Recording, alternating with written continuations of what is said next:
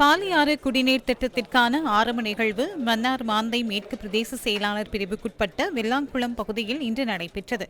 நீர்வளங்கள் தோட்ட உட்கட்டமைப்பு வசதிகள் அமைச்சர் ஜீவன் தொண்டமான் தலைமையில் நடைபெற்ற நிகழ்வில் வடமாகாண ஆளுநர் PSM சார்ல்ஸ், ராஜாங்க அமைச்சர் காதர் மஸ்தான், பாராளுமன்ற உறுப்பினர் குணசீலன் திலீபன், திட்ட பொறியியலாளர்கள், மாகாண பிரதம செயலாளர் உள்ளிட்ட பலரும் இதில் கலந்து கொண்டிருந்தனர்.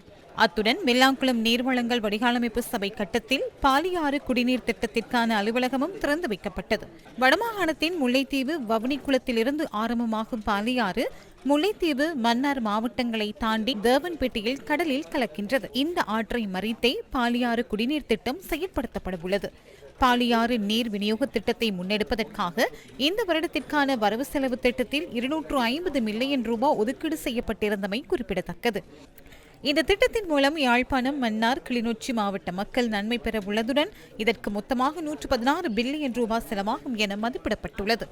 2 கட்டங்களாக முன்னெடுக்கப்பட உள்ள இந்த திட்டம் 2032 ஆண்டு நிறைவு செய்யப்படும் என அறிவிக்கப்பட்டுள்ளது. பாலியாறு நீர் விநியோக திட்டத்தின் ஊடாக மன்னார் மற்றும் கிளிநொச்சி, முல்லைத்தீவின் தண்ணீர் கொடுக்கப்படாத பகுதிகளுக்கும் மற்றும் அத்துடன் யாழ்ப்பாணம், குடாநாட்டுக்கும் கொண்டு செல்வதற்குரிய ஆரம்ப வேலைக்காக ஜனாதிபதி அவர்களினால் பிரதமர் அவர்களின் ஒத்துழைப்புடன் 250 மில்லியன் வழங்கப்பட்டு இன்று அந்த ஆரம்ப வேலைகள் ஆரம்பிக்க வைக்கப்பட்டது.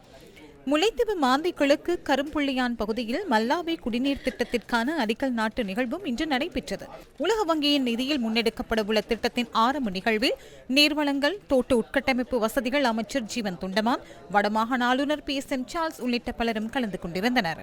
உலக வங்கியின் கடனுதவியோடும் அரசாங்கத்தின் மேலதிக நிதி பங்களிப்போடும் இன்றைய தினம் கரும்புள்ளி இந்த நீர்வளங்கள் திட்டம் அங்குரார்ப்பணம் செய்து வைக்கப்பட்டது. 1860 மில்லியன் ரூபாய்கள்.